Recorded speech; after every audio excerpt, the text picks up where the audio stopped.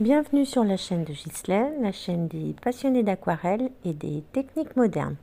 Aujourd'hui, nous allons peindre avec du café soluble. Alors, le véritable café ne fonctionne pas. Je vais commencer par dessiner une tasse, toujours avec un crayon aquarellable, de couleur marron si possible. Ici, je dessine un petit grain de café, évidemment. On peut dessiner tout ce que l'on souhaite. Moi, je suis partie sur des tasses parce que voilà, je trouvais ça rigolo. Ce qu'il faut, c'est avoir 3 contenants et une dose mesure. Donc là, j'ai pris une petite dosette et je mets la même quantité de café soluble dans les 3 contenants. Dans le premier, je vais mettre 2 doses d'eau. Dans le deuxième, une dose d'eau. Et dans le troisième, une demi-dose d'eau. Ce qu'il faut, c'est vraiment garder les petits grains secs sur le troisième, parce que vous verrez, c'est celui qui permettra de mettre une valeur plus importante et qui donnera même un effet presque plastique. Je vais travailler avec des pinceaux Princeton, des pinceaux Aqua Elite. Ils vont très bien pour tout ce qui est petits détails. Là, je ne vais pas me servir d'un pinceau à la vie ou pinceau petit gris. Pour ce genre d'exercice, ce n'est pas vraiment la peine. Vous voyez que, comme pour une aquarelle, je commence par le jus le plus léger. Souvent en aquarelle, vous entendez parler de jus. En fait, le jus, c'est une eau colorée. Donc là, c'est une eau colorée en café. Et je prends mon deuxième qui est un jus plus épais mais qui reste quand même d'une texture assez aqueuse. Voilà, et je vais mettre mes valeurs, ma force uniquement d'un côté puisque je cherche bien entendu à garder ma lumière. Ensuite, je vais prendre dans mon troisième contenant. La texture est ici beaucoup plus épaisse. Et en aquarelle, c'est ce qu'on appellerait la texture crémeuse, sortie un peu presque du tube. Et vous voyez que rien qu'en travaillant de cette manière, on a déjà l'impression de 3 couleurs différentes, en tout cas de 3 forces différentes. Comme pour l'aquarelle normale, je préserve mes blancs. C'est ce qui va permettre bien sûr de donner les volumes et de donner encore plus de force à mes couleurs foncées, puisque pour avoir un sombre très sombre, il suffit de le mettre à côté d'un blanc lumineux. Comme pour l'aquarelle, je me sers de l'humidité du jus du café pour faire couler le côté le plus fort, celui qui est presque crémeux, parce que bien entendu, si on applique que ce soit la peinture ou le café crémeux sur du liquide, il n'aura pas du tout le même aspect que sur du sec. Aussi, je reviendrai travailler mes valeurs une fois que ma peinture sera bien sèche. C'est qui est très drôle là, vous voyez. La peinture commence à sécher, je reviens avec mon café crémeux et vous avez vraiment l'impression qu'il est presque noir, contrairement au départ où il gardait son côté brun foncé. Vous avez la possibilité de prendre du café soluble à base de lait et dans ces cas-là, il aura une couleur un peu plus marron. Si vous prenez du café noir soluble, il aura cet effet-là. Voilà, tous les deux de toute façon fonctionnent très bien. Par contre, si vous prenez du café liquide passé au filtre, vous n'aurez que le jus du premier contenant. Il ne sera pas possible de l'épaissir avec plus de café. Par contre, vous pouvez très bien vous servir du marc de café pour donner un effet texturé à votre peinture. Vous voyez ici, je travaille les détails au pinceau pointu et les détails se travaillent avec la couleur la plus crémeuse. Maintenant, je prends de l'aquarelle, donc du bleu céruléen. Je passe ce bleu céruléen dans les côtés le plus blanc de ma tasse Et je vais faire un chemin d'eau. Alors je ne sais pas s'il est très visible à la caméra, mais je le fais avec du café parce qu'il est tout à fait possible de mélanger l'aquarelle et le café, sachant que le liant est le même, le liant est l'eau, tout simplement. Voilà, donc l'eau va leur permettre tous les deux de se relier, de se rejoindre. Ici, je fais baver un petit peu ma soucoupe. Comme d'habitude, j'aime les choses qui ne sont pas trop nettes, trop structurées. Donc, je vais faire de telle manière que ma soucoupe bave un petit peu. Et puis, je vais taper mon pinceau pour avoir des petites gouttes voilà, qui vont se mêler par-ci, par-là. J'attends à chaque fois que mon café sèche pour pouvoir le travailler différemment. Ici, vous voyez, je mets le jus du café et puis je rajoute mon aquarelle bleue, Cerulean. Voilà, vous voyez que tout de suite, ça réveille un petit peu.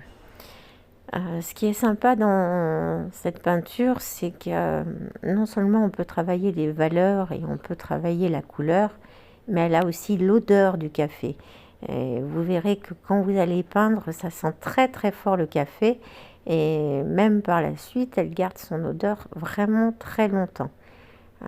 Un petit conseil comme ça, ce qui peut être très sympa, c'est de faire un triptyque avec 3 choses qui s'apparentent à notre petit déjeuner.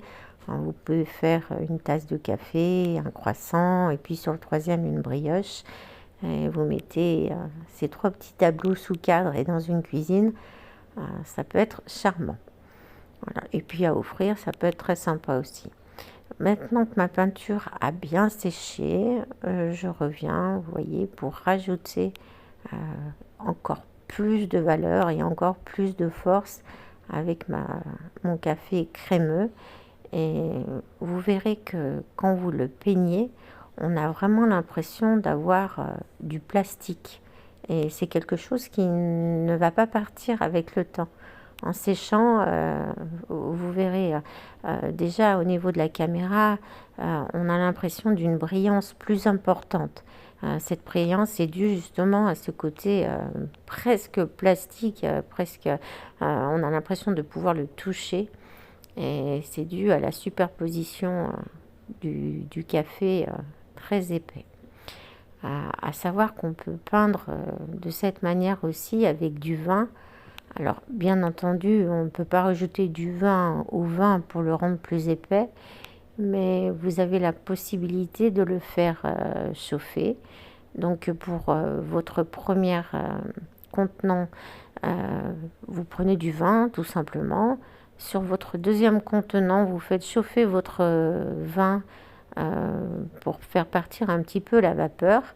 Et pour votre troisième contenant, vous faites chauffer votre vin longuement jusqu'à que vous ayez un fond un peu épais et vous aurez ainsi vos 3 valeurs. L'odeur sera différente, je vous avoue que ça sera peut-être pas aussi agréable, mais vous pouvez avoir des jolis rouges dégradés jusqu'à un lit de vin exactement et puis un bordeaux. Voilà, là je pense que j'ai terminé ma tasse et je vais rajouter simplement un petit liseré de bleu pour le réveiller. Et puis je vais passer au tour. Vous voyez que je travaille sur un papier qui a été donné. Alors je vous conseille de les prendre.